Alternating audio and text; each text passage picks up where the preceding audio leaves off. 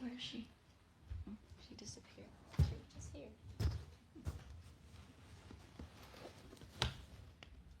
All right. Okay, let's continue. Will be a short question. How does you mentioned about the 24 hours awareness and mindfulness by Weibo Sayadaw? How does one do that? Does Weibo Sayadaw sleep at all? Because can you still be mindful while sleeping?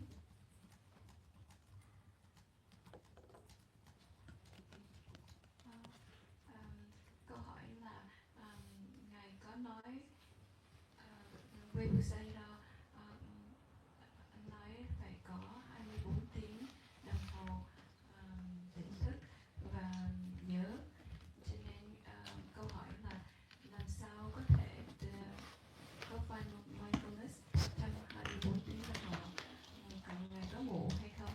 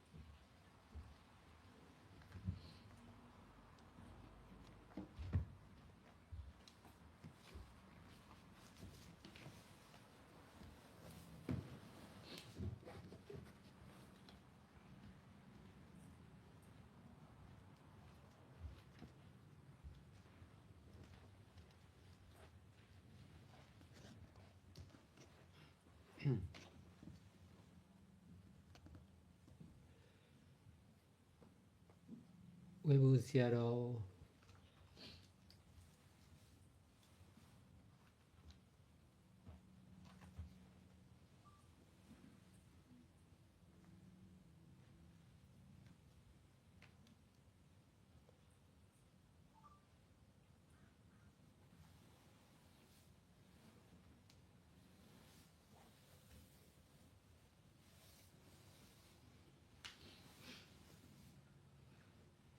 stay and practice in a small town. So not much beside. He was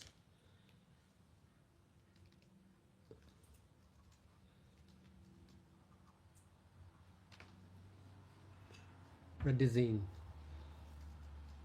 by himself. Not much record concerned with him.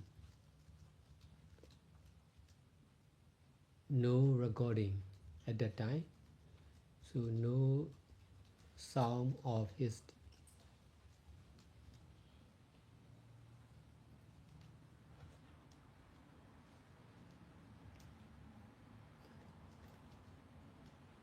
I'm not sure, because especially for the monks who teach in big city were easy to record, to take photo, but for the small town not much developing at that time, so not much record. What I know from his teaching is he was not he practiced Dudinga, so no sleeping by lying. That's why he trying to practice to be mindful on something 24 hours continuously.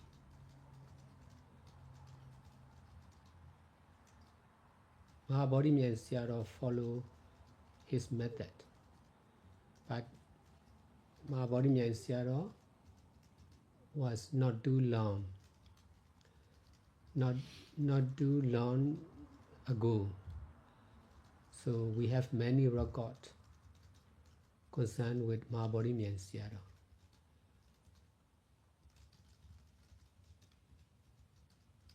Because of his teaching, I'm trying to reduce sleeping and eating, to be mindful,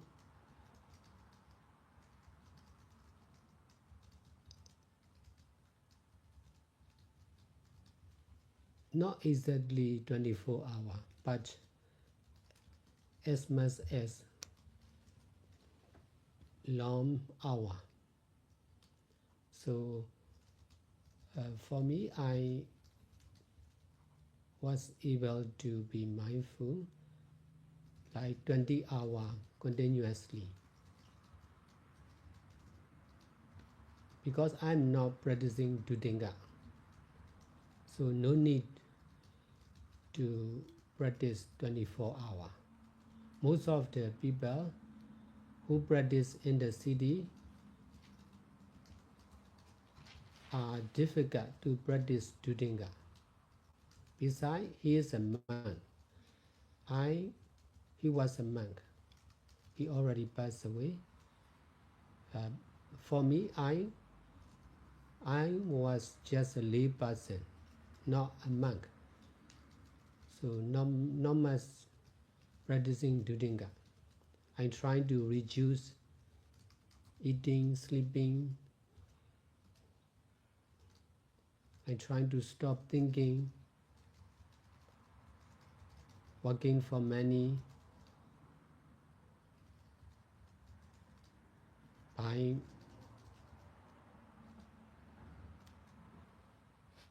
practicing meditation more and more continuously and seriously, not only in the meditation retreat, but also in my daily life. I need to be mindful why I was speaking, listening, thinking, solving the problems of the business also.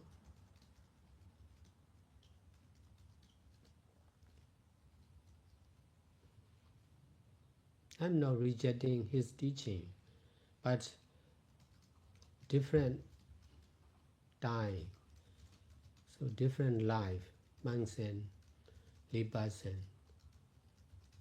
different place also. He practice in the town, I practice in the city. For him, not much meditation teacher at that time. For me, there are many meditation masters. There are many well-known meditation masters already appear in the country. So more easy to practice meditation than before. I myself is also fulfilling the need of meditators and meditation teacher and social leaders because of working for the peace and rescues of the country, people in the country. I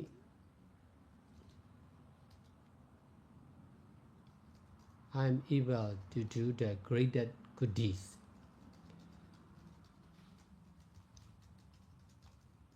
In the right time, right place.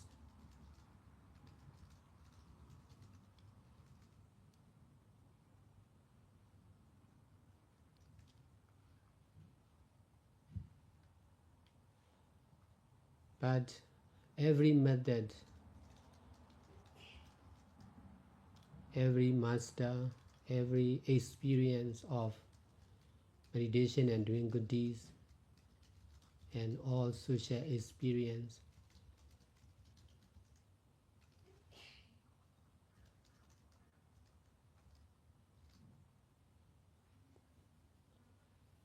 to be using only, neither rejecting nor attaching. Using with attachment is wrong. Attachment is wrong. Detachment is right.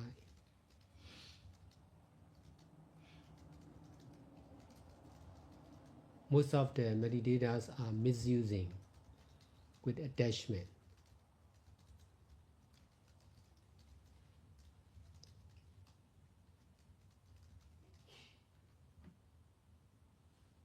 Concerned with Buddha, Dhamma and Sangha also. That's why I emphasize to teach about detachment. Detachment is the cause of mindfulness. Mindfulness is also the cause of detachment. But if we choose only one, it will take time to be longer. So if for me I choose both, mindfulness and detachment together, but mental detachment is not easy. We are difficult to forget our parents who already passed away, our leaders of the country.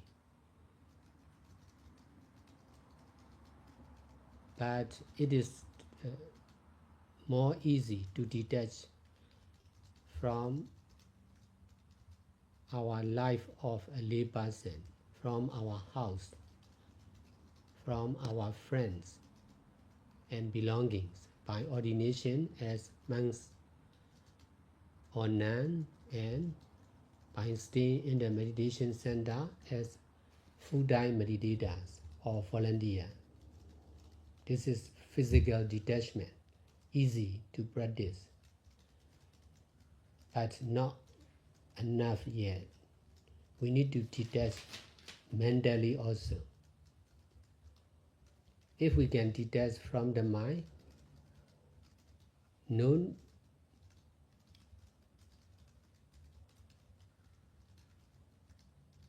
there will be no worry for ourselves and the others, no doubt whether I am right or wrong, like that. That is caused by attachment on oneself.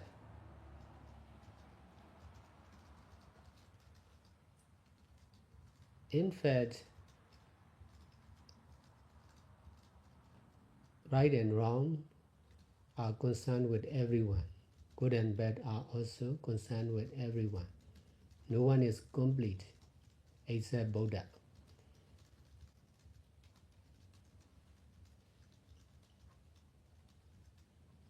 So no one is fully good and bad.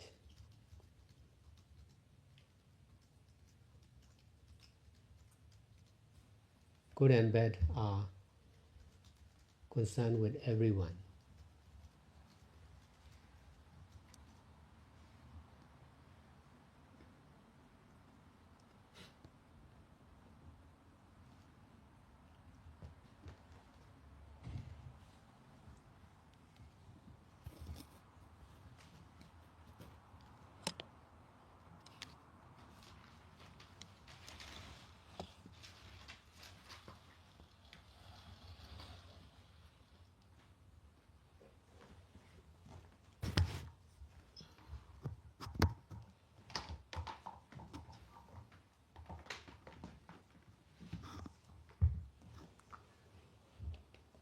Webu Sayadaw khi còn tại thế đã cư ngụ và thực hành ở một thị trấn nhỏ. Bên cạnh đó thì Ngài đã tự mình thực hành, cho nên thời điểm lúc đó không có những bản ghi âm lại hoặc là những thông tin liên quan đến sự thực hành của Ngài Thiền Sư. Cho nên Ngài Thiền Sư cũng không chắc về những thông tin có thể hiểu thêm về vị Thiền Sư này. Đặc biệt đối với những chư tăng nào cư ngụ tại thành phố thì sẽ có dễ dàng hơn trong việc ghi lại những tư liệu liên quan đến hình ảnh hoặc là lời dạy. Nhưng ở những thị trấn nhỏ, bởi vì do sự chưa phát triển của địa điểm nơi Ngài cư ngụ, cho nên không có nhiều những tư liệu về Ngài. Những gì Ngài Thiền sư hiểu về Webu Sayadaw là Ngài Thiền sư đã từng thực hành hạnh đầu đà bằng cách là ngăn ngừa oai nghi nằm. Đó là lý do tại sao Webu Sayadaw giữ chánh niệm liên tục vào một vài đối tượng trong vòng 24 giờ một cách liên tục. Tiếp đó là Ngài Mahabodhinyaya Sayadaw. Ngài trưởng lão cũng theo lời hướng dẫn của Webu Sayadaw. Nhưng mà bởi vì Mahabodhinyaya Sayadaw chỉ mới tịch diệt gần đây, cho nên là có nhiều những cái ghi nhận liên quan đến sự thực hành cũng như là lời dạy của Mahabodhinyaya Sayadaw. Và bởi vì có lời dạy của Ngài trưởng lão, cho nên Ngài Thiền sư đã cố gắng để có thể giảm thiểu việc ngủ nghỉ cũng như ăn uống của mình. Ngài Thiền sư giữ chánh niệm không hẳn là 24 tiếng giờ trong một ngày, nhưng mà nhiều giờ có thể. Bởi vậy cho nên Ngài đã có thể giữ chánh niệm hầu như trong vòng khoảng 20 tiếng một ngày một cách liên tục. Bởi vì Ngài Thiền sư thì không thực hành hạnh đầu đà, cho nên Ngài cũng không cần thiết phải thực hành liên tục chánh niệm trong vòng 24 giờ. Thật ra thì hầu hết đối với những người mà sống ở những thành phố lớn thì sẽ khó khăn trong việc thực hành hạnh đầu đà. Và bởi vì Ngài trưởng lão Webu Sayadaw là một vị chư tăng, còn Ngài Thiền sư thì bắt đầu thực hành như một người cư sĩ, cho nên và Ngài Thiền sư thì không thực hành hạnh đầu đà, cho nên là việc Ngài có thể thực hành là cố gắng để giảm dục, có nghĩa là trong việc ăn uống, ngủ nghỉ, suy nghĩ và làm việc vì tiền bạc, chỉ tập trung vào thực hành thiền nhiều hơn có thể một cách liên tục và nghiêm túc. Không chỉ ở trong các khóa tu mà cả trong đời sống hàng ngày.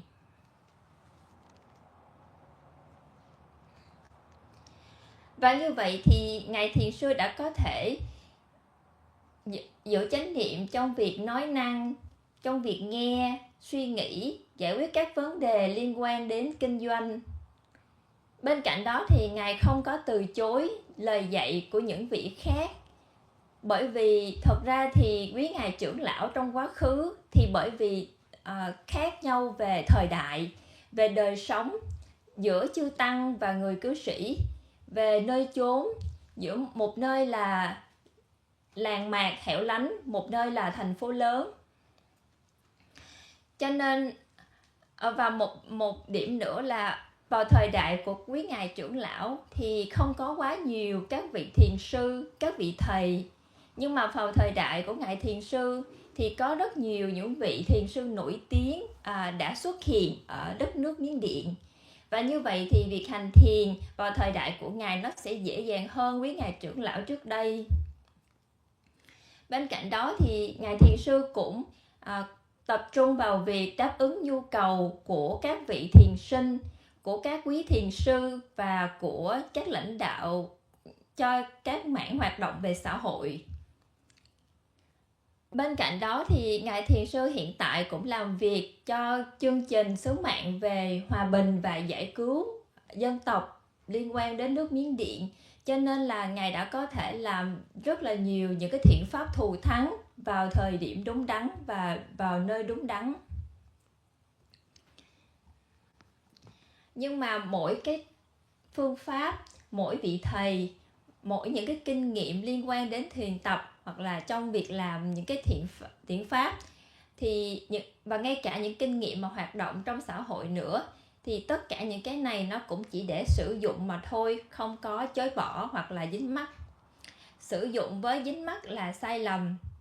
Dính mắc là sai lầm. Xả ly là đúng đắn. Hầu hết quý thiền sinh thì sẽ nhầm tưởng sử dụng với sự dính mắc liên quan đến Phật Pháp Tăng. Đó là lý do tại sao Ngài Thiền Sư tập trung vào việc giảng dạy về xả ly. Xả ly là nhân của chánh niệm, và chánh niệm cũng là nhân của xả ly. Nhưng mà nếu chúng ta chỉ sử dụng hoặc là chỉ tập trung vào một đối tượng thực hành thôi thì nó sẽ tốn thời gian. Và đối với Ngài thì Ngài chọn cả hai, vừa chánh niệm và xả ly cùng lúc với nhau. Thật ra thì chánh niệm, xả ly nó liên quan đến tâm và nó không dễ để thực hành. Chúng ta sẽ gặp khó khăn trong việc quên đi ba mẹ, những người mà đã qua đời, khó khăn trong việc quên đi những người lãnh đạo trước đây của đất nước. Và như vậy thì nó sẽ dễ dàng trong việc xả ly đời sống của chúng ta từ một người cư sĩ, từ bạn bè, các vật dụng cá nhân để trở thành chư tăng hoặc chư ni, bằng cách đến sống tại các trường thiền, bằng cách trở thành những hành giả toàn thời gian hoặc là phụng sự viên. Với sự thay đổi như vậy thì nó chỉ mới là sự xả ly về góc độ cơ thể vật chất. Nhưng mà điều này chưa đủ. Chúng ta cần phải xả ly ở trong tâm trí nữa.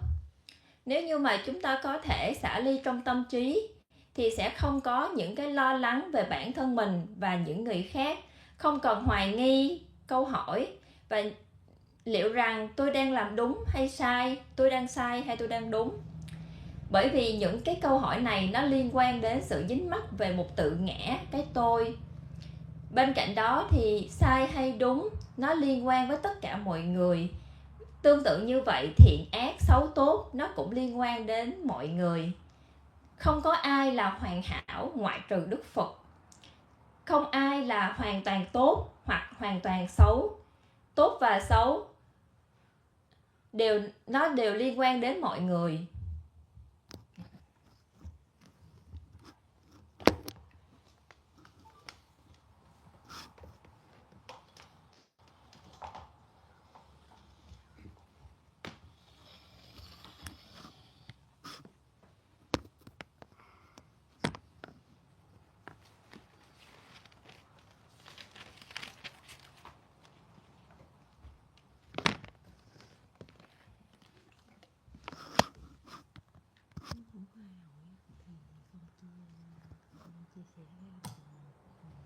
Dạ, con xin hỏi hội chúng có đặt câu hỏi thêm với Ngài Thiền Sư hoặc là có muốn chia sẻ kinh nghiệm, cần Ngài tư vấn chưa?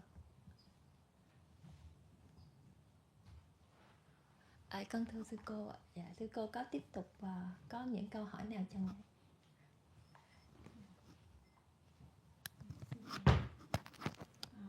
If no one has any question, I'd like to have a follow-up question to this area. Detachment seems to be a very important topic for you when you're teaching. Can you give some example of detachment? Because I think the mind is very clever at times. We think we're doing generosity, but we're actually selfishly doing it for ourselves. And I know for myself, for example, my father just passed away, and I was really distraught with the emotion, and I felt like I have to do a lot of dana for his spirit to benefit from it. So in doing dana, I was really focusing on my father. Well, it is good because he's my father. At the same time, it is an attachment in a way of selfishly doing it for my father. So sometimes the mind is very clever. Can you give some example of what pure detachment in giving or in any other actions your teaching.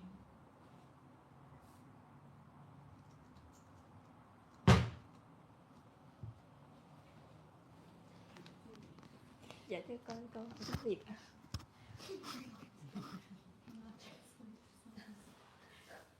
Kiểu cô tóm lại thôi cũng được, không cần.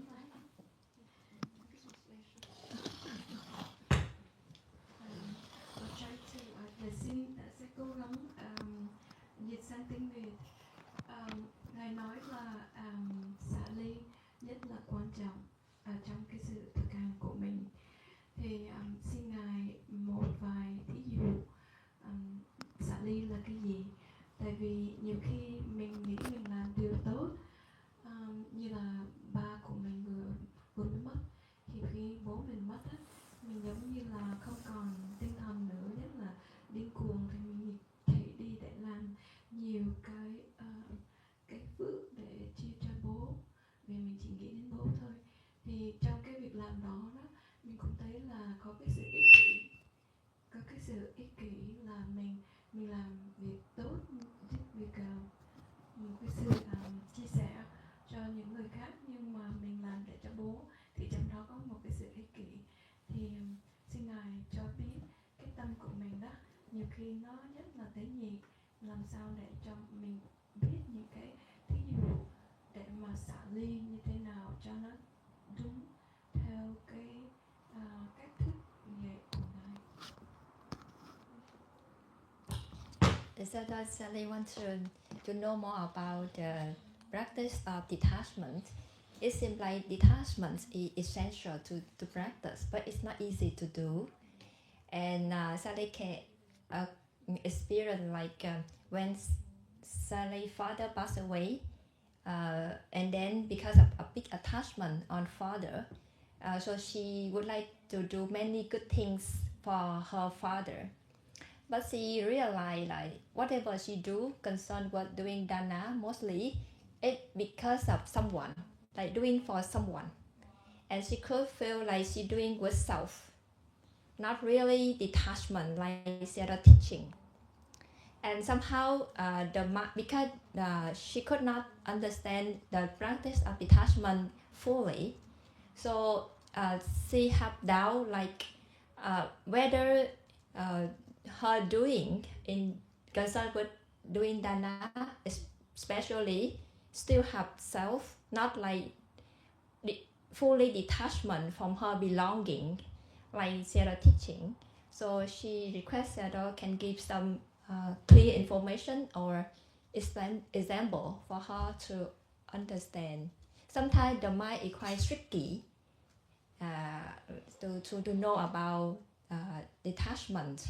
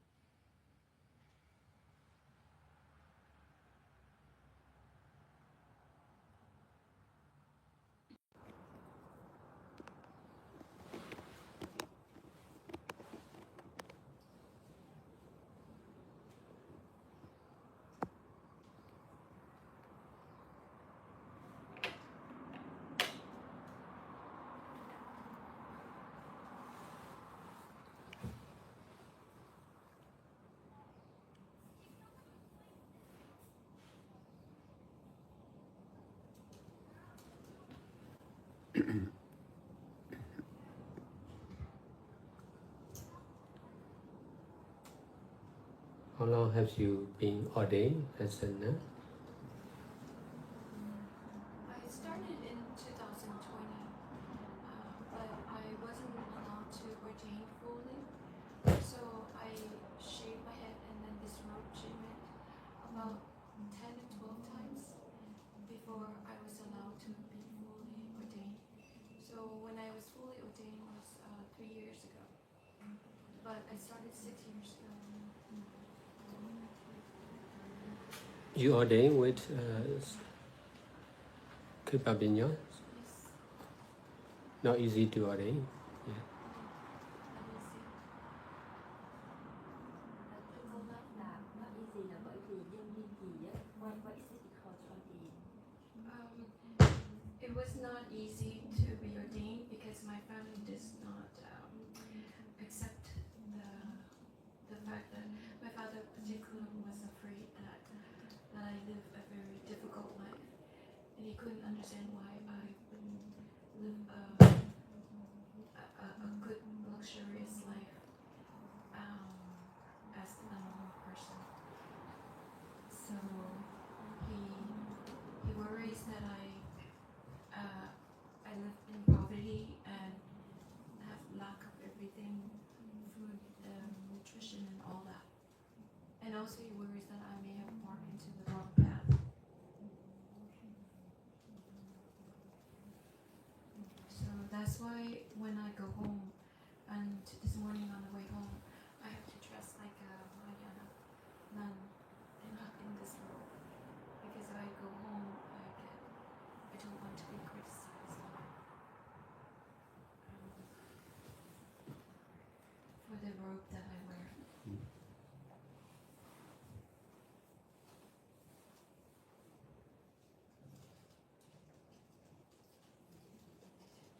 Were you able to hear Selena?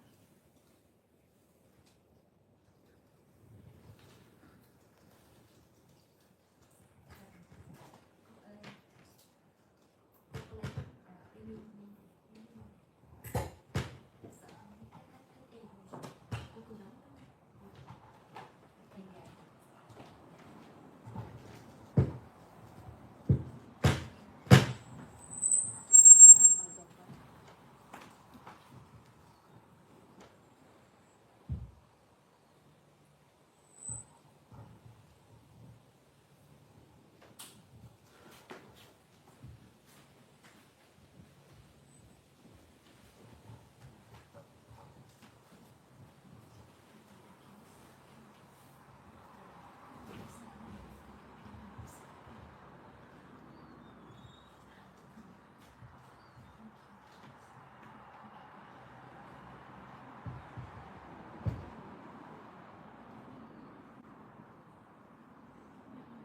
finished my answer that you want me to repeat.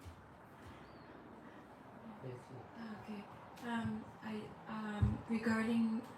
Regarding how long I've been ordained, I started 2020 to ordain, but I wasn't fully allowed to be ordained as a nun.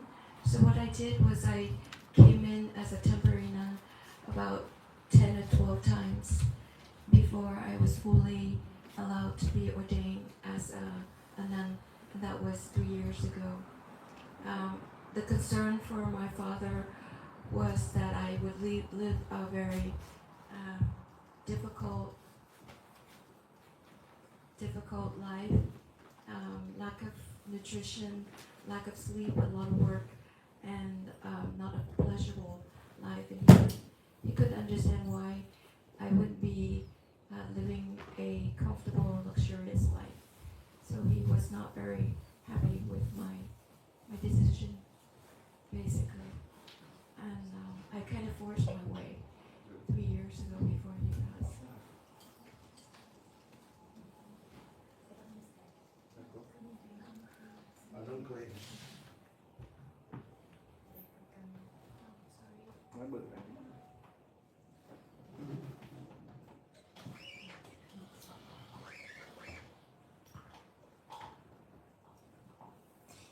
It has been 6 years that Sally has been as a nun. Sally ordained in 2020 with Sarah Yi Kipapanyo. And ngày chủ nhiệm. Do you need to go to repeat in English or to translate? So you, what you explain, your explanation is not clear. It is difficult because of your father or Shadoji. Because of your father. Or your father didn't allow you easily. That's why you are. Yes, that's why I ordained and then disrobe, and then I go back home 12 times, 10 or 12 times. I would shave and then disrobe and go home, and then come back in, ordain again, and come back home until 2023. I was ordained full. Did he agree at that time? Yes. He didn't agree, but I basically said to him, Dad, Kipapanyo Sera is dying. I need to ordain now. And my dad hung up on me. So,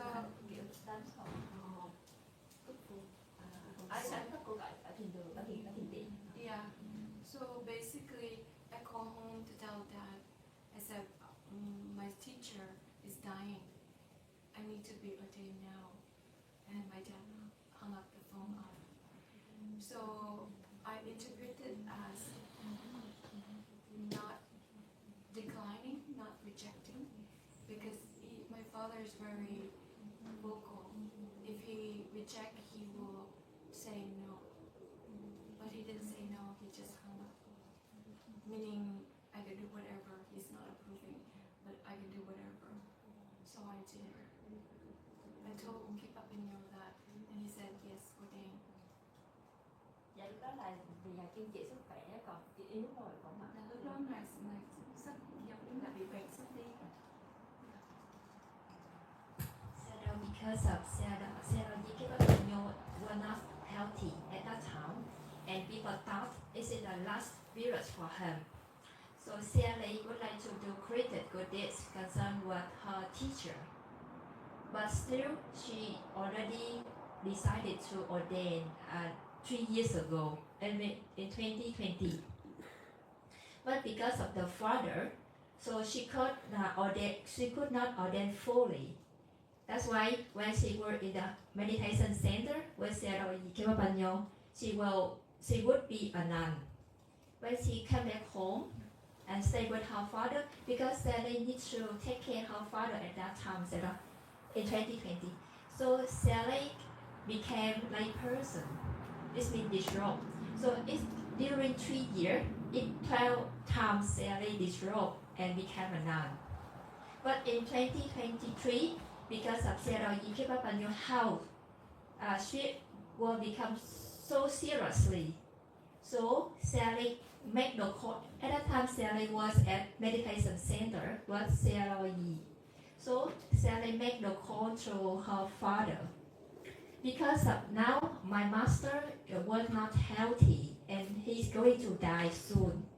So I would like to become a nun seriously. So her father just come up like out the phone and without saying anything. It means Sally could ordain fully. And when Sally came back and request to Sarah Yi Kipapanyo again, and Sarah Yi agreed, okay, ordain. So since 2023, Sally could ordain fully as a nun.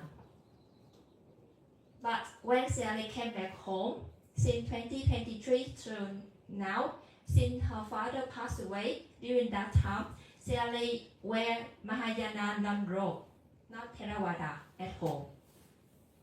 So this morning, we could see Sally make donation to us as a Mahayana tradition nun. But now she could follow Sera Dhamma tour. She could fully become Theravada nun, appearance and keep practicing with Sera. Sally waiting for the teacher who can teach Dhammanupassana for many years. Sally could miss the teacher can teach Kaya Vipassana, Vedana Vipassana, and Chitta Vipassana, but Sally waiting for those who can teach Dhammanupassana fully. So this morning, when we came to a restaurant without intention, like because of Sally could know you, like Sally saw you, and Sally heard your name, like Ottama or something like this, and because of knowing you before, not like generally, so Sally didn't want to lose the chance to learn what Vipassana, like real Dhammanupassana teacher. That's why Sally canceled on the way back home to San Francisco to continue make donation and decided to follow Sarah's trip. And Sally arranged for your Houston Dhamma teaching as well in Texas. So that's why we could meet, and Sally came here with her own car. So Sally ready to go with Sally Eka and Sally Dhammasanta to San Jose to prepare for our trip.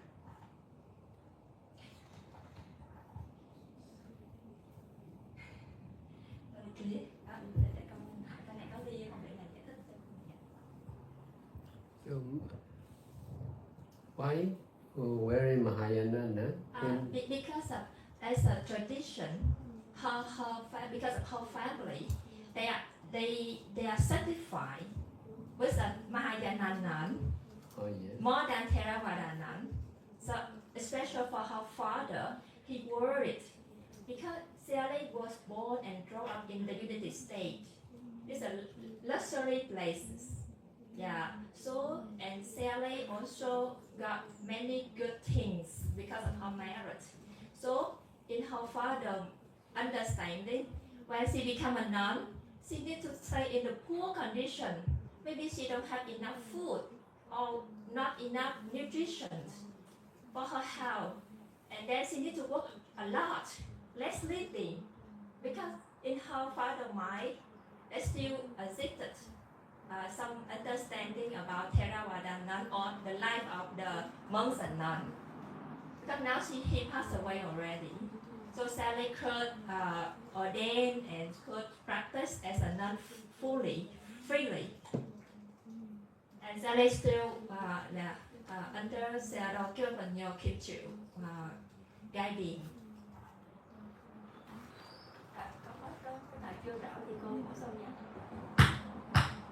So while my father was alive, every time I go home, I have to dress in Mahayana nun because at least that's closest to what they're familiar with.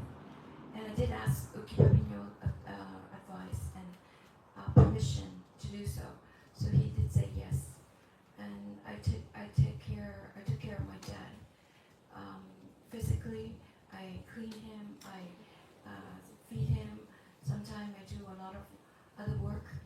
That's this road would not be easy. A lot of climbing. I do anything that he wants or needs. So it's that's why I asked permission from Ukipamino, and he said yes. As long as you're taking care of your father, it's okay. And I don't want any fraction between my family and my practice. So they are heavy Mahayana, and they think that Theravada people eat meat, so therefore they are not the right monks, and they are wearing robes. They're not wearing pants like normal people do, so they're not civilized in that sense. I don't want to put words in their mouth, but that's what I think they think, that they're not, Theravada is not a real practice. But they haven't heard the teaching, and they haven't pursued the teaching, so I can't do anything except for being very quiet and practice my own way. But my father, toward the end, he accepted me more as a nun, even though it's Mahayana clothing, he accepted me more. And at a big event, religious event, I wear the Theravada robes. Yeah.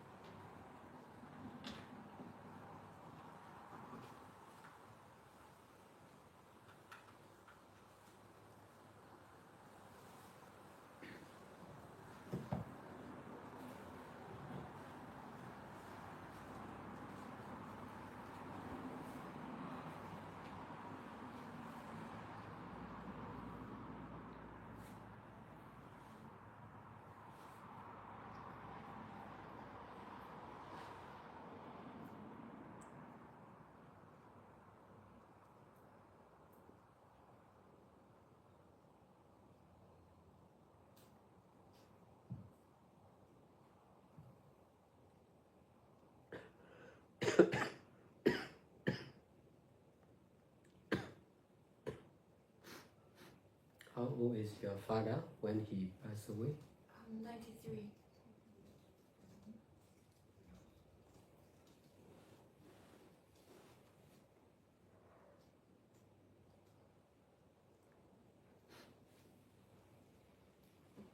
How about his health before he died? It's not very good. It's very painful. It was not a very.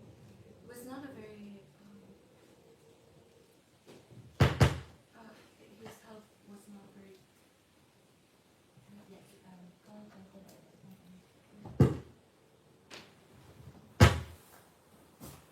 His health.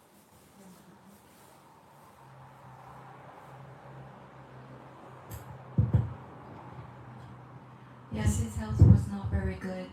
In fact, it was very quite painful to watch the last moment of his breath.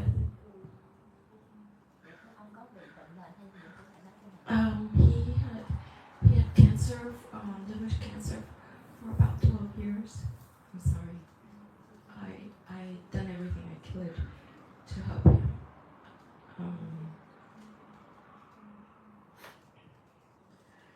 But it was his time to go. He didn't. The only good thing I could remember was the night he passed. It was around 2 a.m. So 6 o'clock I brought in a monk. And that was the first time my family allowed me to bring in a Theravada monk to chant. So I brought in a monk who was able to be available. And my dad did make offering to the monk, make money dana for requisite. And he chanted for about 15 minutes. Then at 2 o'clock 2 a.m. he passed away.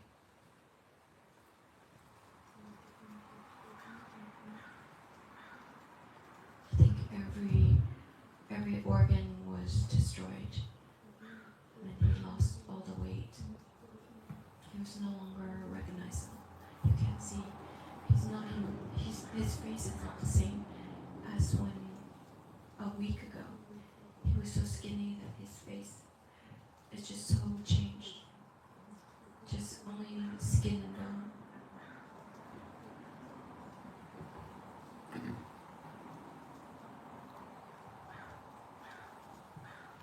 Where did he die? In the hospital. How long did he stay in hospital?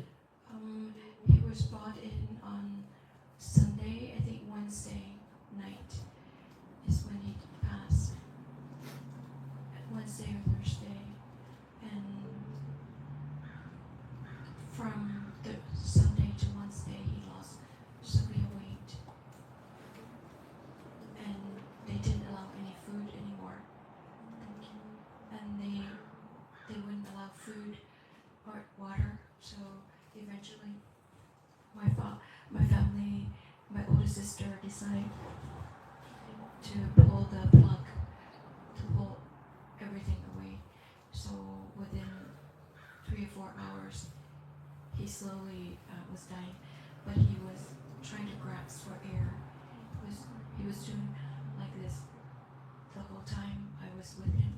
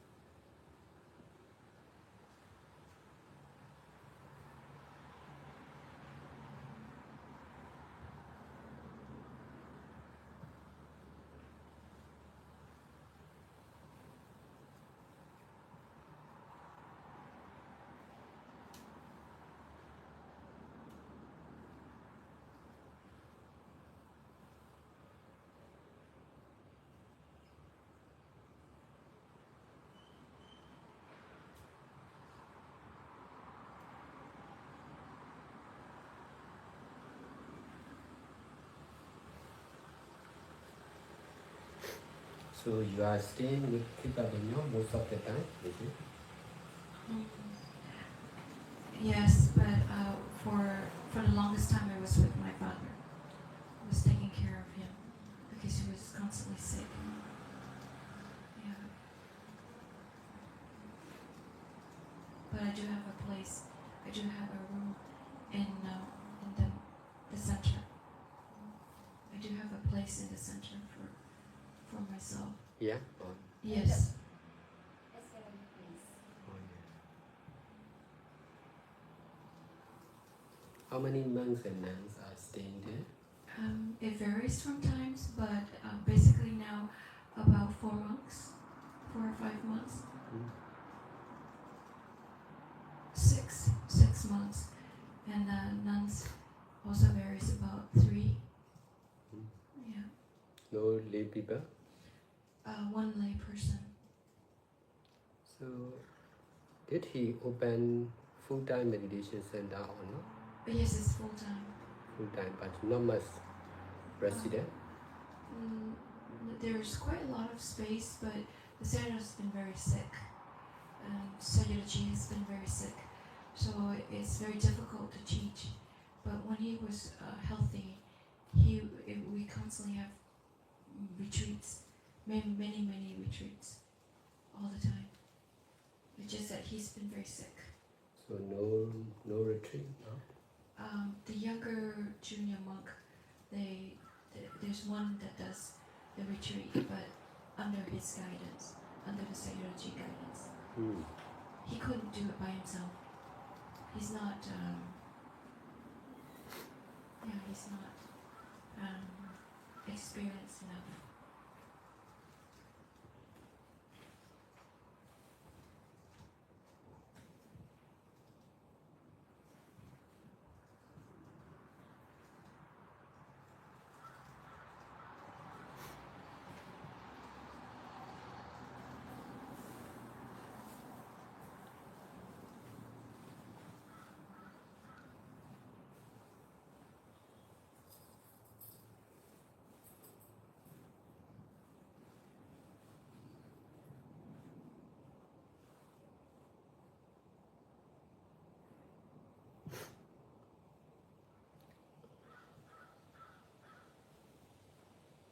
Practicing and teaching meditation is not easy for most of the people, including monks and nuns.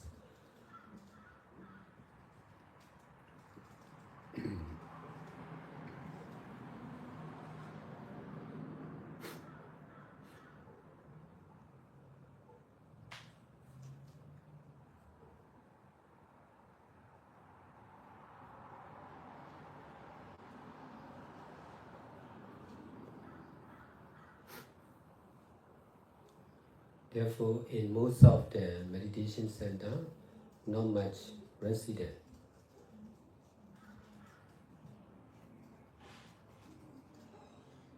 There are many monasteries, but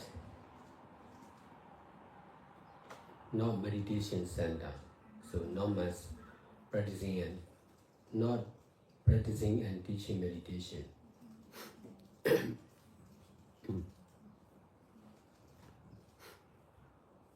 Only by my own experience of creating full-time meditation center, I combine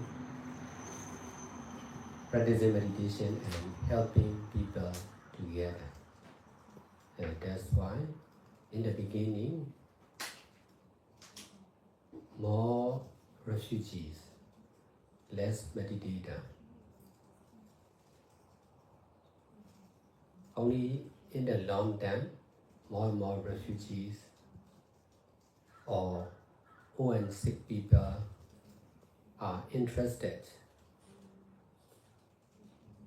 in practicing meditation. In this way, there are many meditators who are old and sick, especially in the Bhava Center. if I accept only meditators, there will be not much resident.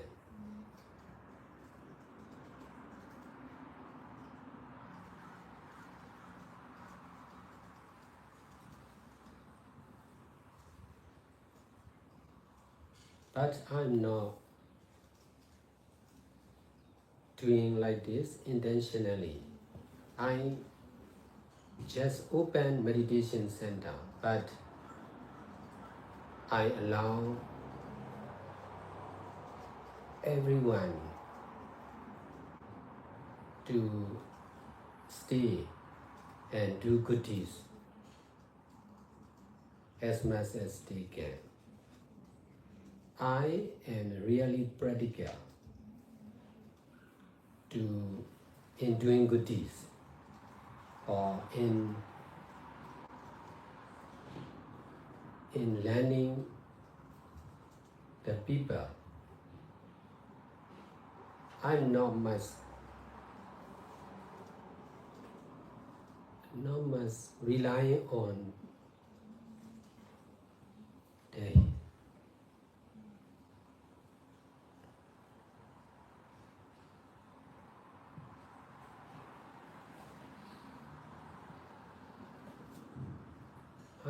I'm not much relying on the news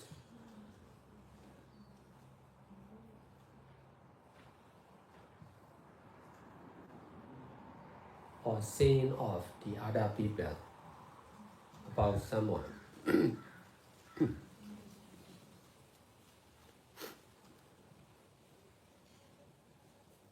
Besides, I am able to detach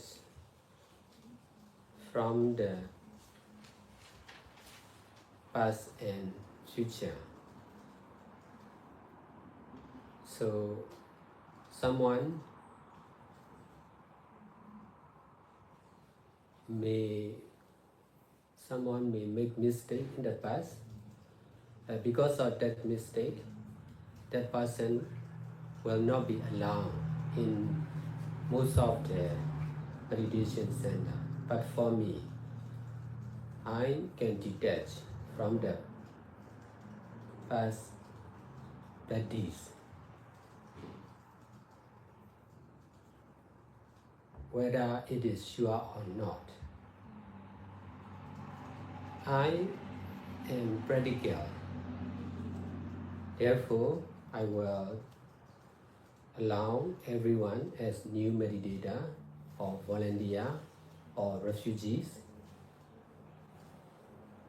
Some old sick people are able to do nothing. They just they are fully relying on the center.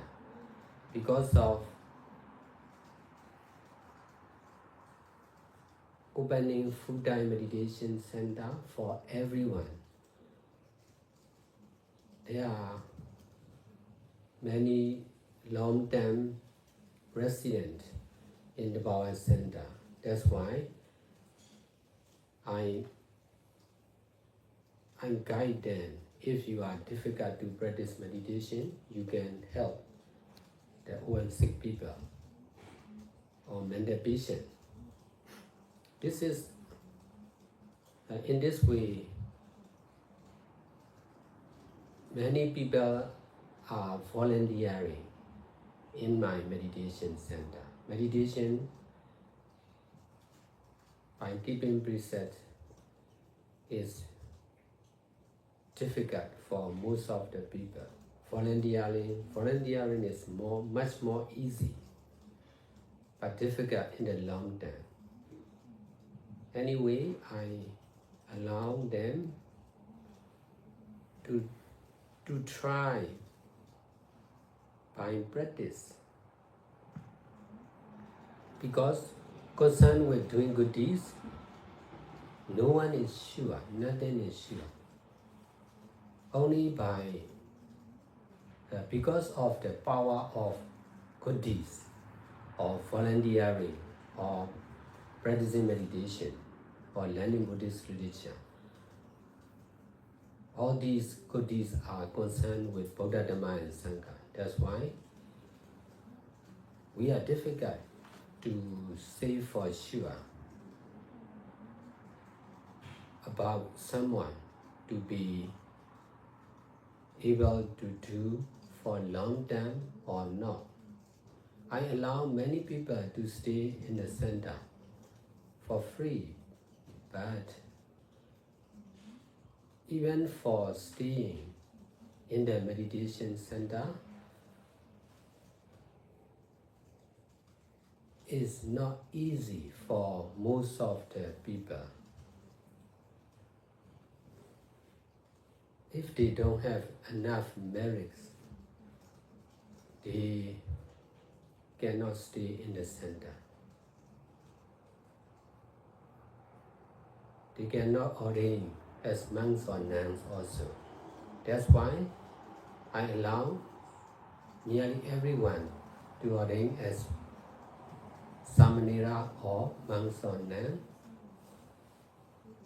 because of the knowing about the need of merits.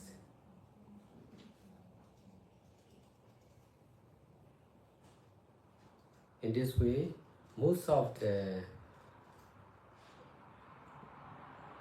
many people came and stay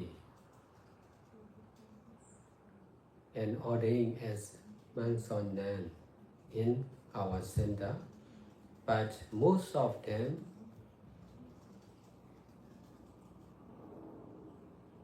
could not stay for long time, could not ordain for long time also, because of not having enough merits. This is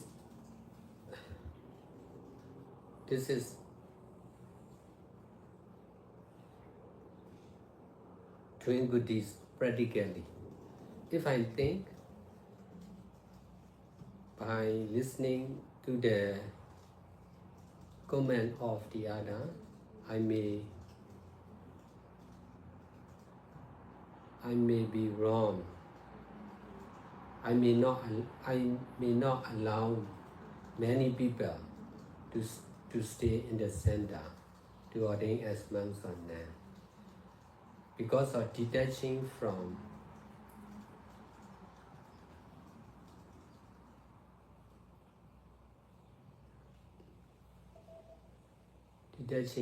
the nature of the mind.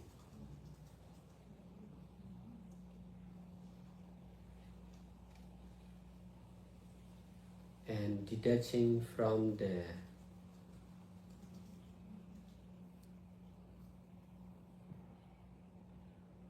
normal understanding of the people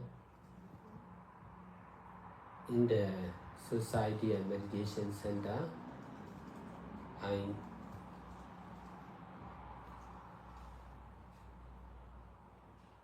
I'm able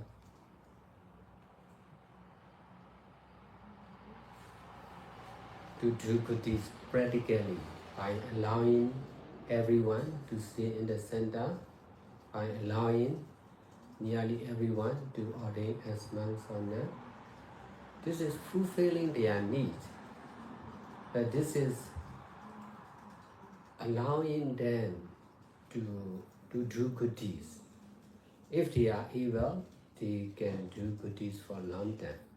If they are unable, they will stop or leave the center.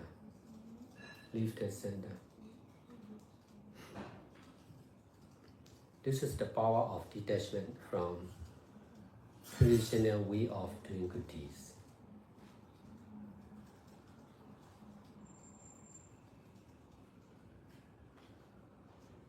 Because in my understanding, the past already gone. The past have already gone, no more. Even if they make mistake in the past, already finished. We cannot say for sure there will be doing bad things again because of doing in the past. Because everything is changeable concerned with Buddha, Dhamma and Sangha.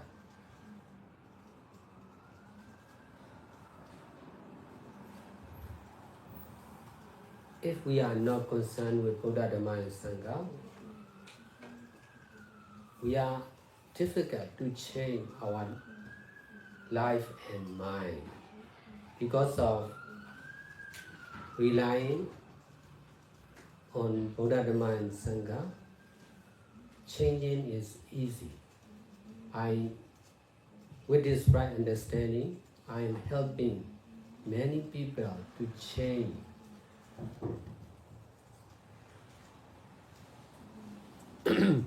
for everything.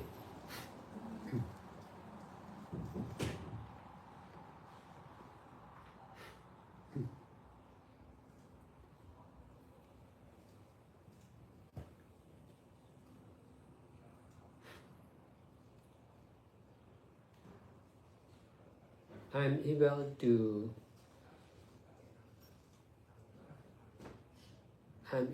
to understand and do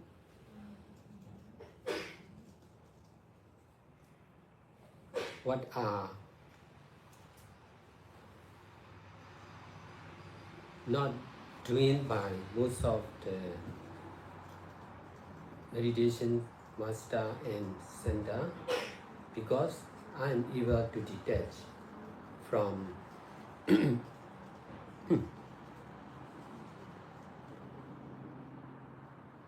from myself and the others, from my teaching and the other teaching. I am able to detach from my way of doing good deeds. Like this, in the Bhava Center, together with other traditional or habitual way of doing good deeds. So detachment is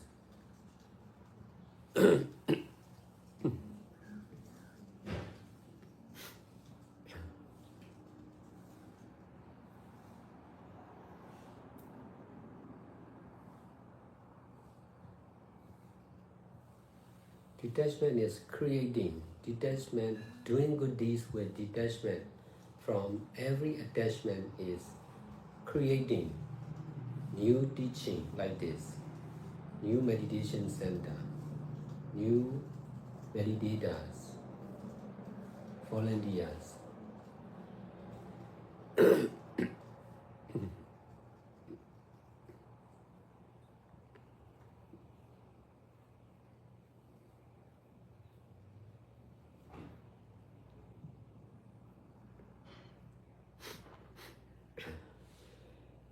Attachment is the cause of ignorance or not understanding or wrong understanding. You attach on yourself, your father, your teacher. That's why they are wrong understanding with you, with your father, with your teacher. If you can detach, there will be right understanding about yourself as no one, nothing, just cause and effect of selfless impermanent nature. So, before I practice meditation, there is strong attachment in my mind, especially with me and with my parents.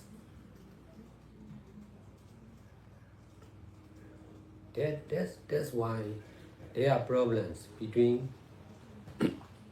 This is the same for my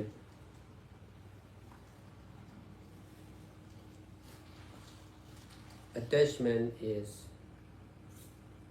strong attachment. There are strong attachment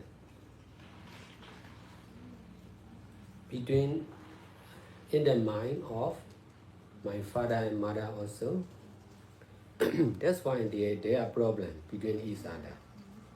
In most of the time, because of attachment in my mind, I myself was facing with many problems with my parents.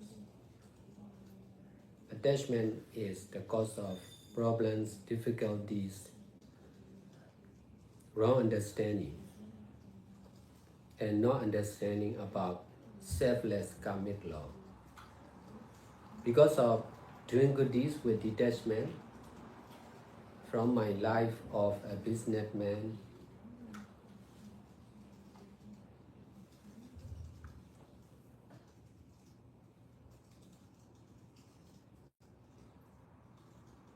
step by step, from detachment from every method, every meditation method, meditation master, meditation center, and experience of meditation. No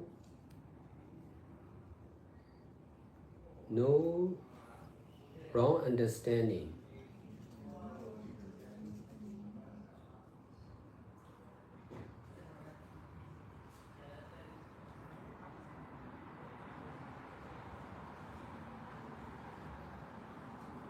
About Buddha, Dhamma, and Sangha.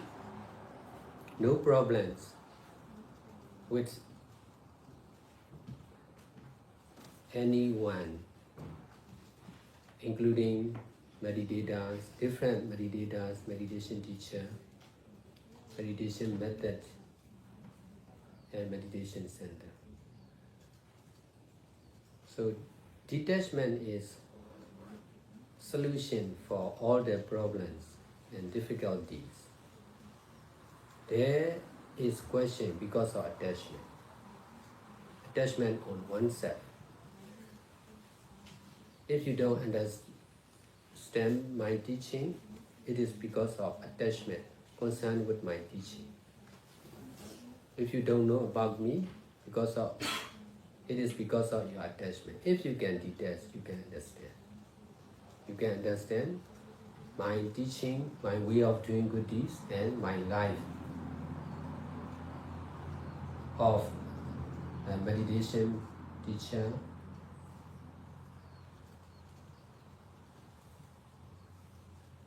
and leaders of social activities.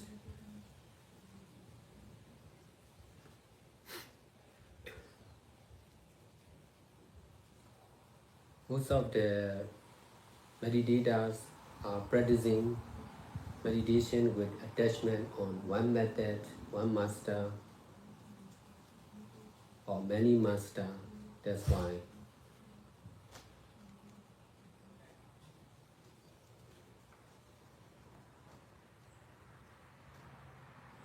their mind is not free.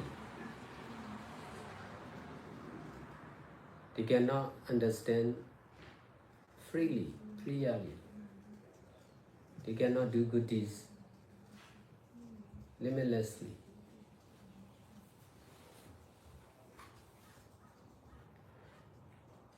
They will follow one method, one master. They will copy one kind of meditation center because of attachment on oneself. So the real meditation is mindfulness and detachment. Present action of mindfulness and detachment.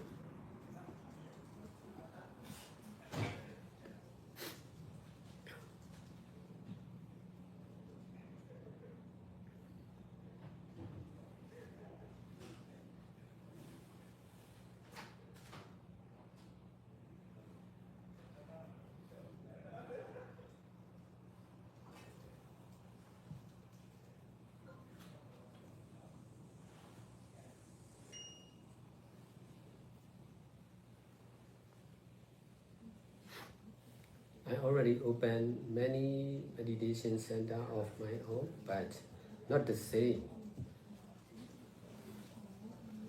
with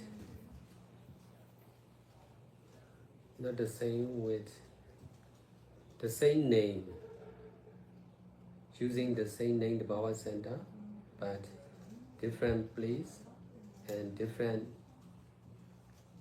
leaders, different using.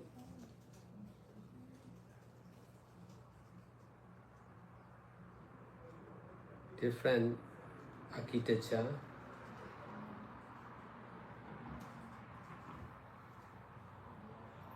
even in one place,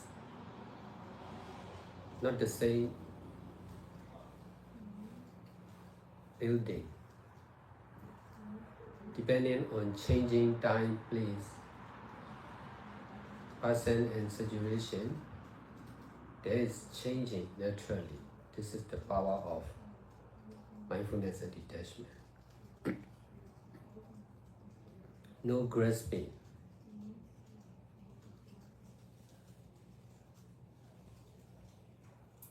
No rejecting. Changing naturally, not forcefully.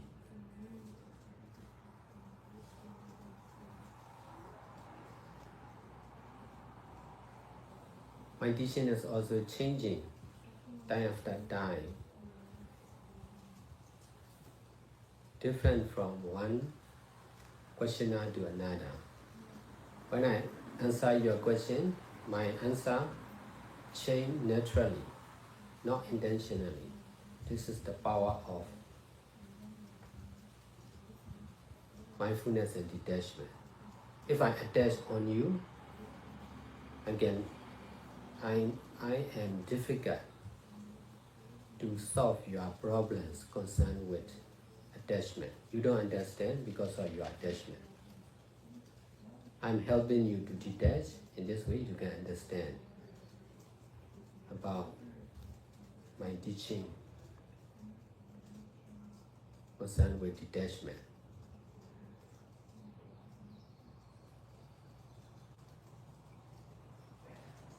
Even for the same question, my answer will change naturally. Because not the same question, not the same time, place, not the same questioner. Therefore, answer is also changing to be better and better, to be more complete.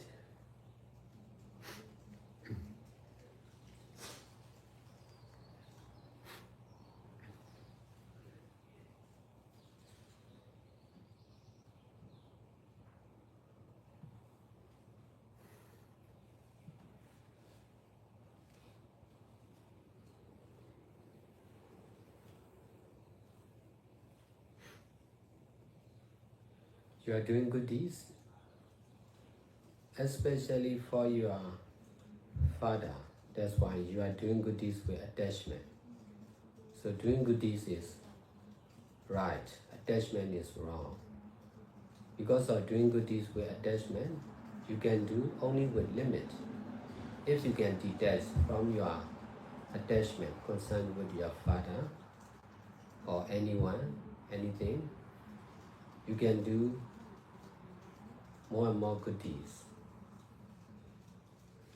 I'm helping many people by feeding, giving shelter,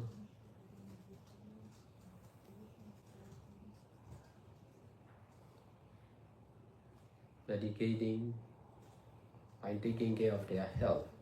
They die.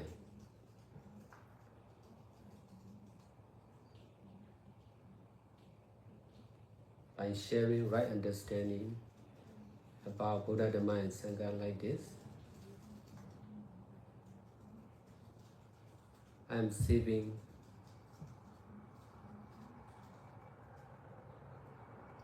greater merits, and that merits allow me to do many good deeds limitlessly. So if you can detach, you can do more for sure.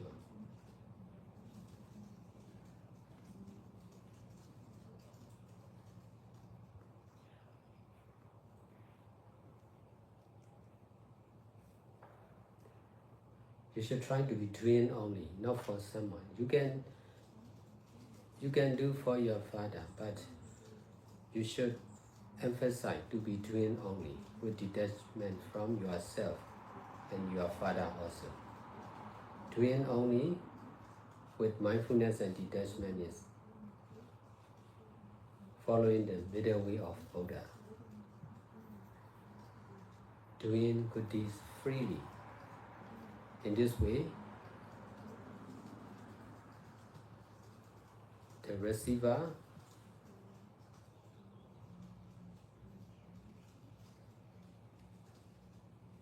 will also be able to be free in the future. Free from ignorance and attachment. Free from suffering.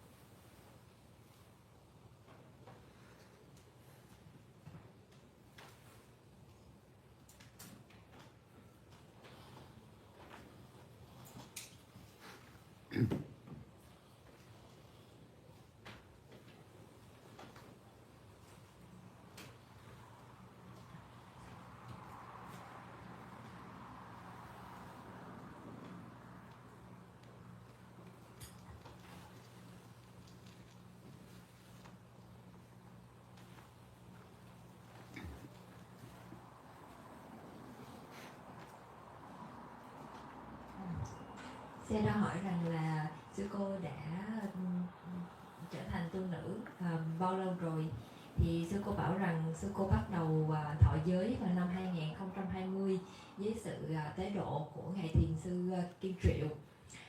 Nhưng mà sư cô không có được xuất gia một cách trọn vẹn là bởi vì sư cô đã phải di chuyển từ trung tâm thiền chỗ ngài Kim Triệu về nhà của mình, cho nên nó là sư cô đã phải không thể nào thọ giới y của một người tu nữ theo truyền thống Nam truyền Theravada, cho nên là sư cô đã phải xin phép ngài Kim Triệu là xả y, và cứ như vậy di chuyển, cho nên từ nhà và trung tâm thiền thì sư cô đã phải thọ giới và xả y trong vòng từ 10 đến 12 lần.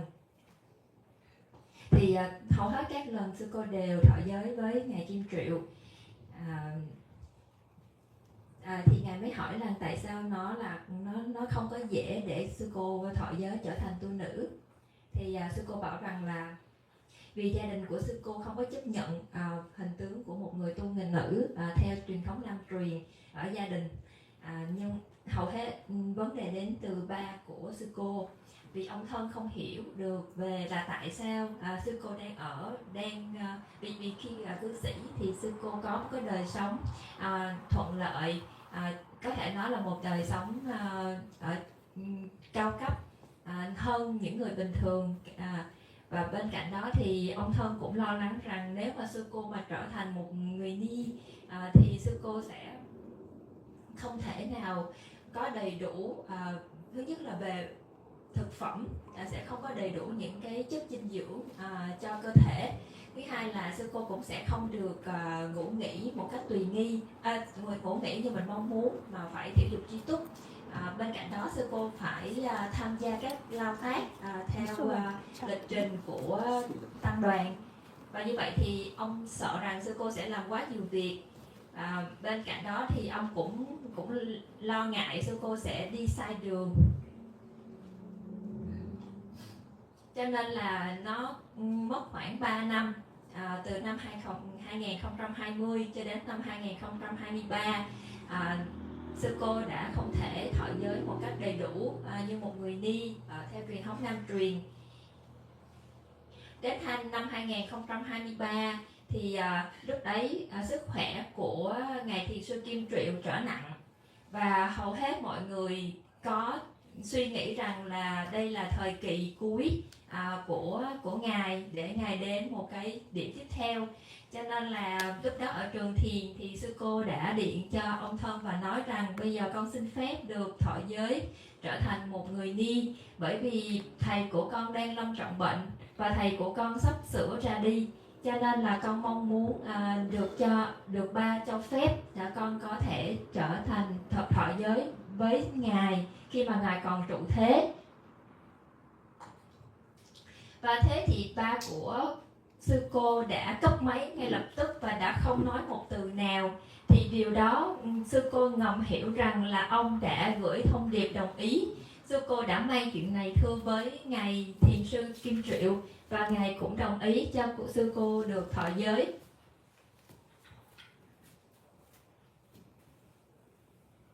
Nhưng mà từ thời điểm đó khi sư cô trở về nhà thì bởi vì ba của sư cô là mắc bệnh ung thư trong vòng 12 năm kể từ khi phát bệnh cho đến lúc mà sư cô chăm sóc đến hơi thở cuối cùng, thì ba của cô còn có nhiệm vụ là phải chăm sóc ông thân, cho nên sư cô cần phải trở về nhà.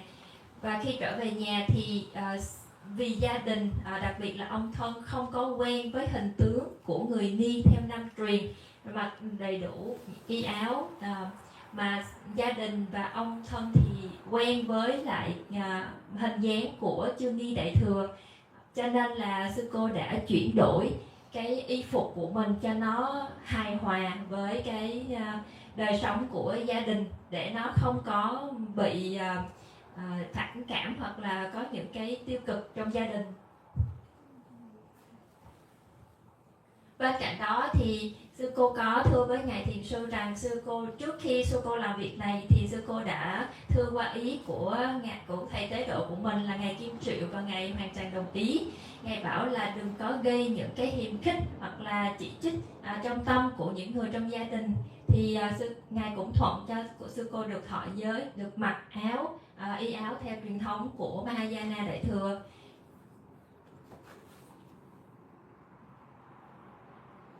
Sư cô có giải thích, ngài thiền sư có hỏi rằng là tại sao lại phải thọ y áo của bên Chư Ni Đại Thừa, thì sư cô có thưa lại là bởi vì gia đình quen với lại màu y áo của Chư Ni Đại Thừa.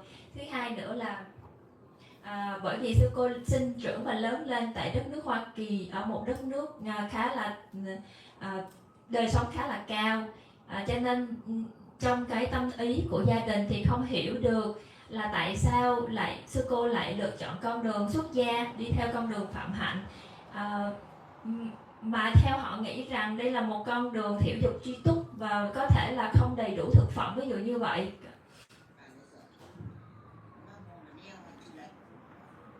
Và sư cô đã với những cái điều kiện vào thời điểm đó thì khi mà ông thân của sư cô còn sống thì sư cô đã vẫn là một người Ni, nhưng mà sư cô thọ y áo của Chư Ni Đại Thừa và chăm sóc ông thân cho đến giây thở cuối cùng của ông.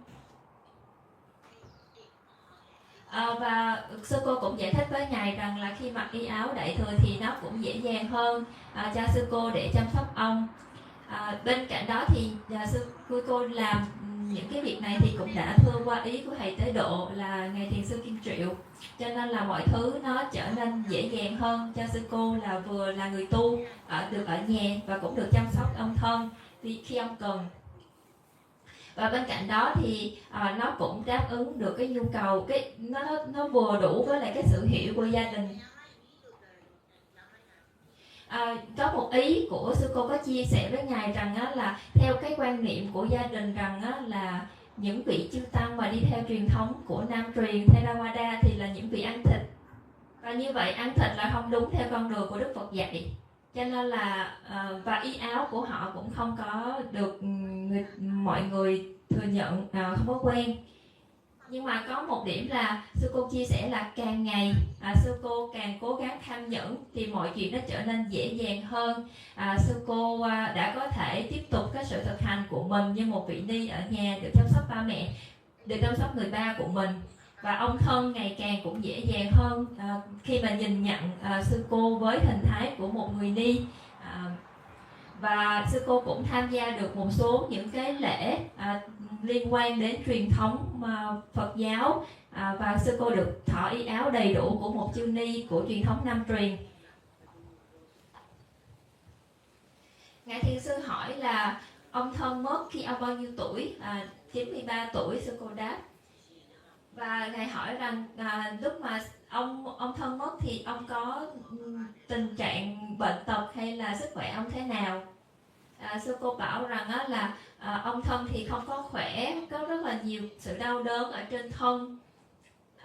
Nó không dễ cho sư cô lúc đó để có thể trông ông vào giây phút cận tử, bởi vì ông có bệnh nền là bệnh ung thư, và trong vòng 12 năm ông đã phải chịu đựng cơn bệnh này. Và sư cô đã thưa với ngài rằng sư cô làm tất cả mọi thứ, những gì sư cô có thể để giúp cho ông thân, nhưng mà đến thời thì ông cũng phải đi, cho nên nó là thật ra thì sư cô chỉ có thể nhớ được những cái ý, một vài những cái khoảnh khắc mà nó, ví dụ như là ông qua đời lúc 2 giờ sáng, nhưng mà trước khi ông qua đời thì sư cô cũng kịp thỉnh chư tăng. Có một vị tăng sư cô thỉnh, bởi vì lúc đó là ông thân đã đồng ý, cho nên nó là ông đã kịp được nghe chư tăng tụng kinh, ông đã kịp làm các phước báu như là cúng dường đến chư tăng. Và như vậy thì sau thời kinh 15 phút thì ông đã trút hơi thở cuối cùng, và đó là lúc 2 giờ sáng. Hầu như là nội tạng của ông đã bị phá hủy và ông đã sụt cân rất nhiều. Trong ông có vẻ gầy gục và giống như là chỉ có xương và da. Mặt thì lúc đó đã hoàn toàn thay đổi. Ngài Thiền sư hỏi rằng là ông đã chết ở đâu, và sư cô đáp là ông chết ở bệnh viện.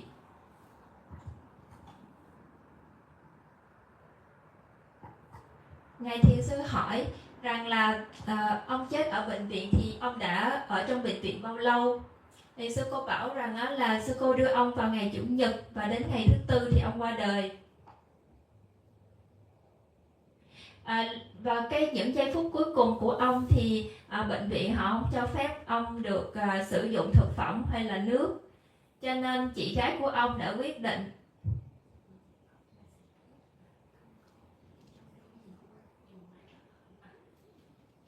chị gái của sư cô bảo là sẽ quyết định không có dùng máy trợ thở cho ông, cho nên là một vài tiếng sau thì ông đã qua đời. Lúc đó ông cũng ngoi ngóp để tìm cái khí để thở, và hầu như cái thời gian, những cái giây phút đó là sư cô luôn ở với ông. Câu tiếp theo Ngài Thiền sư hỏi là có phải là sư cô cũng có cơ hội được thân cận gần Ngài Thiền sư Kim Triệu trong hầu hết thời gian không?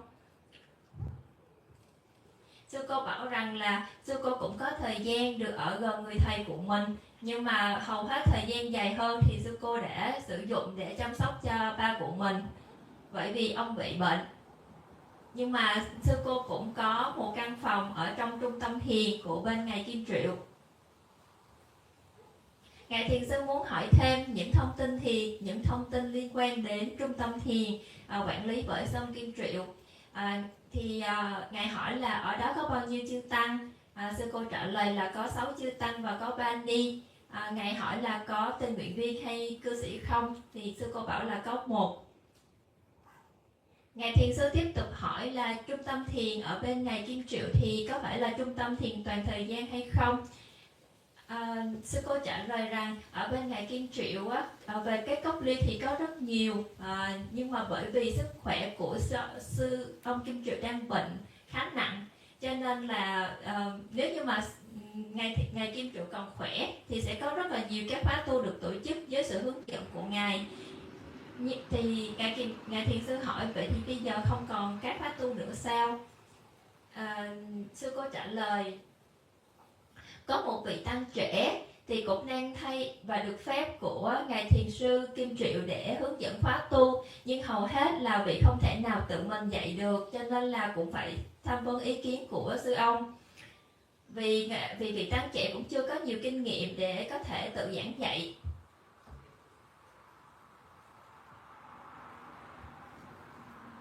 Và Ngài Thiền sư có nói thêm rằng việc thực hành cũng như là việc giảng dạy về thiền tập thì nó không phải dễ cho hầu hết mọi người, ngay cả chư tăng lẫn chư ni, Bởi vậy cho nên hầu hết ở các trung tâm thiền thì không có nhiều những người ở lâu năm. Có rất nhiều các ngôi tự viện, nhưng mà không có nhiều các trung tâm thiền, bởi vì không có nhiều cái sự giảng dạy và thực hành thiền tập bằng chính kinh nghiệm của Ngài trong việc tạo ra các trung tâm thiền toàn thời gian, cho nên Ngài đã có thể kết hợp giữa việc thực hành thiền tập và giúp đỡ mọi người cùng với nhau. Đó là lý do tại sao ở thời điểm ban đầu thì ở trung tâm của Ngài nó chỉ là nơi trú ngụ cho những người cần nương tựa, không có nhiều các vị hành giả thiền sinh. Nhưng trong thời gian dài thì trong những cái nơi mà để hỗ trợ về trú xứ thì những người già, người bệnh đã bắt đầu quan tâm đến việc thiền tập. Theo cách này thì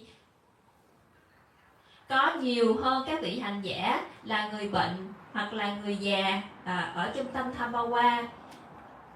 Nếu như mà Ngài Thiền Sư chỉ chấp nhận đối tượng là thiền sinh thì sẽ không có nhiều những người đến ở tại trung tâm. Nhưng mà Ngài không có làm việc gì mà một cách chủ ý.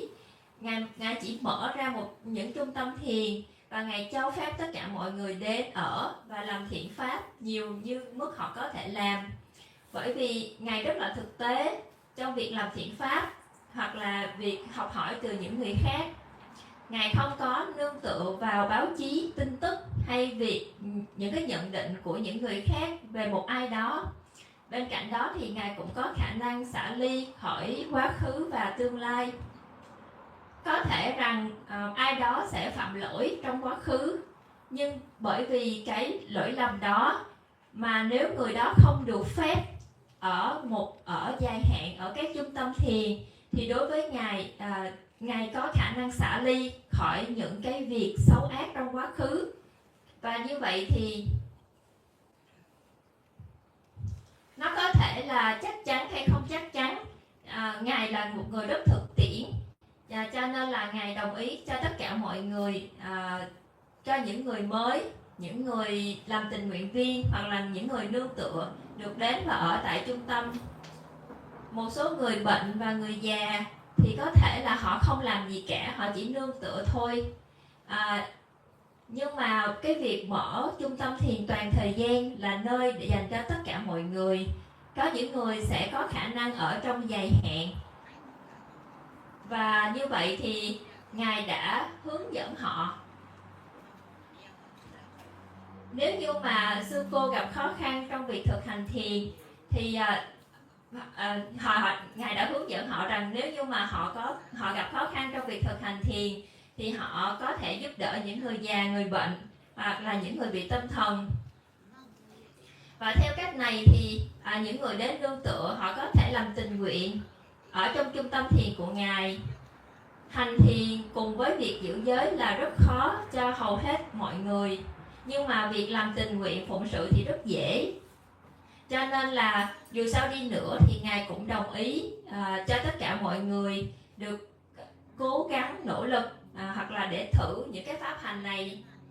Liên quan đến việc làm thiện pháp thì thật sự là không có ai là chắc chắn và không có gì là chắc chắn. Chỉ có sức mạnh của việc làm thiện pháp, thực hành cùng với học hỏi giáo pháp liên quan đến Phật Pháp Tăng. Thật ra thì nó khó để có thể nói về ai đó một cách chính xác là họ có thể ở dài hạn hay ngắn hạn. Cho nên là Ngài đã cho phép tất cả mọi người đến ở một cách tự do ở trung tâm của Ngài. Và như vậy thì họ có thể đến ở nương tựa ở một trung tâm thiền. Đây là một điều không phải dễ dàng cho hầu hết mọi người. Nếu như mà chúng ta không có đủ phước báu thì chúng ta sẽ không thể nào đến và nương tựa tại trung tâm thiền, và cũng không thể nào xuất gia để trở thành chư tăng hoặc chư ni. Cho nên là Ngài đã cho phép hầu như tất cả mọi người được xuất gia trở thành sa di hoặc là tỳ khưu hoặc là chư ni. và bởi vì cái hiểu rằng họ cần phước báu. Và theo cách này thì có rất là nhiều người đã đến ở nương tựa và cũng trở thành chư tăng chư ni ở trung tâm thiền của Ngài. Nhưng mà hầu hết những người này thì họ không có thể ở lâu dài, hoặc họ không thể nào xuất gia trong dài hạn. Thì điều này có nghĩa là họ không đủ phước báu. Thực ra thì Ngài làm thiện pháp một cách rất thực tiễn. Nếu như mà Ngài suy nghĩ hay Ngài lắng nghe những ý kiến phản hồi của những người khác thì có thể Ngài sẽ quyết định sai lầm. Có thể rằng Ngài sẽ không cho phép nhiều người đến ở trung tâm thiền của Ngài, và cũng không cho phép họ xuất gia trở thành chư tăng hoặc chư ni. Bởi vì có sự xả ly khỏi bản chất của tâm, bởi vì có năng lực của xả ly khỏi những cái hiểu biết thông thường của những người sống ngoài xã hội, hoặc là những hiểu biết của những người ở các trung tâm thiền khác, mà Ngài đã có thể làm thiện pháp một cách rất là thực tiễn, bằng cách là cho phép tất cả mọi người đến sống. Hầu như là mọi người đều có cơ hội được xuất gia trở thành chư tăng hoặc chư ni. Đây chính là việc đáp ứng nhu cầu của người khác bằng cách đồng ý cho họ làm thiện pháp. Và nếu như mà họ có thể làm được thiện pháp thì họ có thể làm trong dài hạn. Còn nếu họ không thể thì tự họ sẽ rời khỏi trung tâm thiền. Đây chính là sức mạnh của việc xả ly khỏi phương pháp làm việc thiện truyền một cách truyền thống. Bởi vì có cái hiểu như vậy, Ngài hiểu rằng quá khứ đã qua đi không còn nữa. Và nếu như một ai đó họ có phạm lỗi ở trong quá khứ thì điều này nó đã xong rồi. Thì mình cũng không thể nào nói rằng cái hành động này nó sẽ lặp lại, hoặc người này sẽ làm việc bất thiện trở lại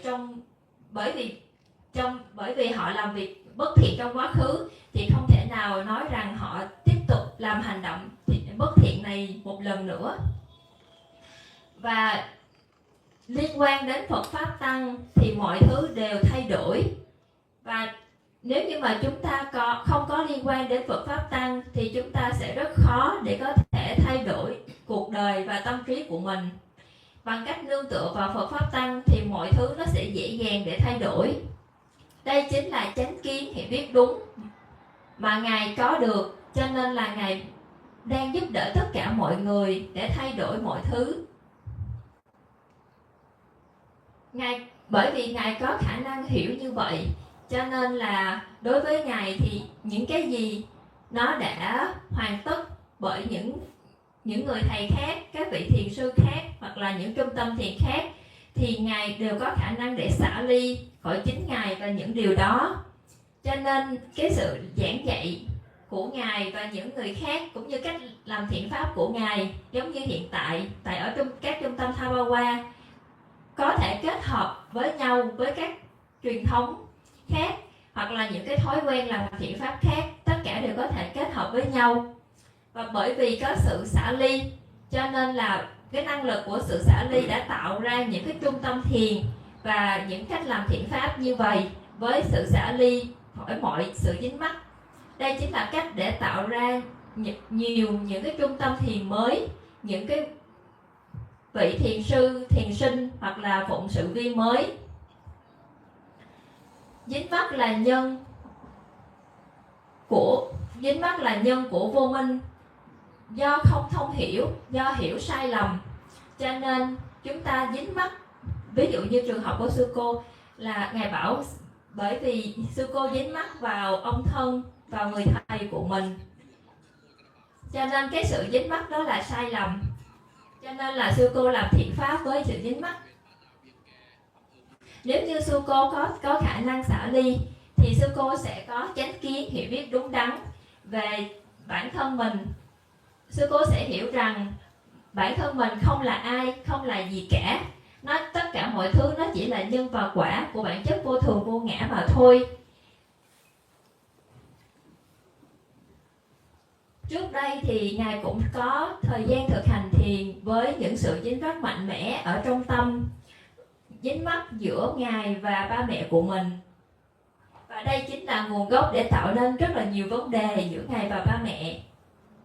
Bên cạnh đó thì giữa ba và mẹ của Ngài cũng có những sự dính mắc mạnh mẽ với nhau, cho nên là các vấn đề thường xuyên sinh khởi giữa bố và mẹ, giữa ba và mẹ của Ngài.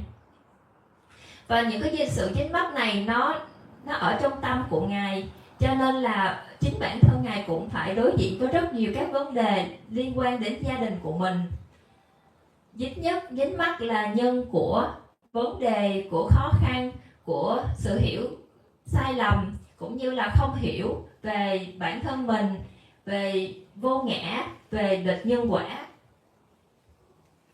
Hầu hết cái việc làm thiện pháp với sự xả ly thì là cách để giúp cho Ngài chuyển đổi từ đời sống của một thương nhân từng bước một, bởi giờ năng lực của xả ly, cho nên là Ngài có thể xả ly khỏi tất cả những phương pháp hành thiền, các vị thiền sư và các trung tâm thiền lẫn các kinh nghiệm thực hành thiền. Bởi vậy cho nên nó không có những cái sự hiểu sai lầm về Phật Pháp Tăng ở trong tâm của Ngài. Không có bất kỳ vấn đề gì sinh khởi với một ai đó liên quan đến các vị thiền sinh, liên quan đến quý thiền sư về phương pháp hành thiền và các trung tâm trong tâm của Ngài. Bởi vì xả ly chính là giải pháp cho tất cả các vấn đề và khó khăn. Khi mà sư cô có câu hỏi này là bởi vì có sự dính mắc ở trong bản thân của sư cô. Nếu như sư cô không hiểu lời dạy của Ngài thì có nghĩa là có sự dính mắc liên quan đến lời dạy của Ngài ở trong tâm của sư cô. Và nếu như sư cô có thể xả ly thì sư cô sẽ hiểu được lời dạy của Ngài, cách Ngài đang làm thiện pháp và đời sống của một người thiền sư như Ngài, hoặc là người lãnh đạo của các hoạt động liên quan đến xã hội. Hầu hết thì quý hành giả thiền sinh sẽ thực hành thiền với sự dính mắc về một pháp môn hoặc là một người thầy. Đó là lý do tại sao tâm trí của những người thực hành thiền thì nó không có được tự do. Họ không thể hiểu các vấn đề một cách tự do và rõ ràng. Cho nên là họ không thể nào làm thiện pháp một cách không giới hạn. Họ sẽ theo một phương pháp, một người thầy, và họ sẽ có khả năng sao chép một loại hình hoạt động của một trung tâm thiền, bởi vì có sự dính mắc vào chính bản thân mình. Sự hành thiền thật sự chính là hành động của chánh niệm và xả ly. Cho nên là Ngài Thiền sư đã mở rất là nhiều các trung tâm thiền với tên gọi thì giống nhau, với sự lãnh đạo của Ngài, nhưng mà nó ở những nơi chốn khác nhau, được hướng dẫn quản lý bởi các vị khác nhau và được sử dụng với nhiều mục đích khác nhau, có cấu trúc hình thái khác nhau.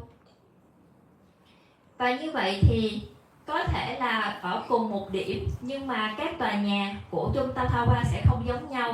Nó phụ thuộc vào thời gian, địa điểm, con người và các tình huống, cho nên là nó cũng có sự thay đổi một cách tự nhiên. Sức mạnh, đây chính là sức mạnh của chánh niệm và xả ly, không có sự chấp chặt, không có sự chối bỏ. Sự thay đổi trở nên một cách tự nhiên, không có cưỡng cầu. Và như vậy lời dạy của Ngài Thiền sư cũng thay đổi theo thời gian. Có sự khác biệt giữa những người đặt câu hỏi với nhau. Nếu như khi Ngài trả lời câu hỏi của sư cô thì câu trả lời của Ngài nó cũng có sự thay đổi một cách tự nhiên, không có cưỡng cầu. Bởi vì đây chính là sức mạnh của chánh niệm và xả ly. Nếu như Ngài có sự dính mắc vào sư cô thì rất khó để cho Ngài có thể giải quyết các vấn đề liên quan đến dính mắc trong tâm của sư cô.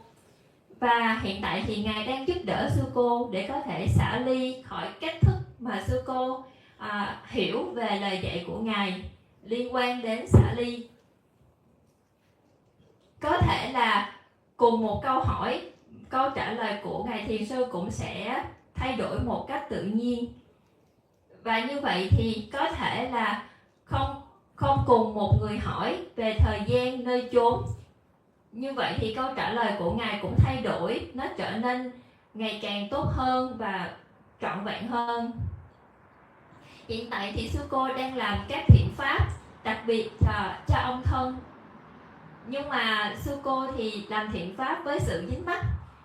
Làm thiện pháp là đúng đắn, nhưng có sự dính mắc là sai lầm. Bởi vậy cho nên là sư cô đang làm các thiện pháp liên quan đến ông thân với sự dính mắc. Sư cô làm thiện pháp với giới hạn. Nếu như sư cô có thể xả ly thì sư cô sẽ có khả năng làm nhiều thiện pháp hơn. Với Ngài thì Ngài đang giúp đỡ tất cả mọi người. Ngài có thể cho họ vật thực ăn uống, có thể cho họ trú xứ đến ở, hoặc là có thể cung cấp sự chăm sóc về y tế, chăm sóc về sức khỏe cho trọn đời đến khi họ chết. Thì bên cạnh đó thì Ngài cũng chia sẻ những sự hiểu biết đúng đắn bằng liên quan đến Phật Pháp Tăng, giống như Ngài đang giảng dạy ở đây. Đây là cách mà Ngài có thể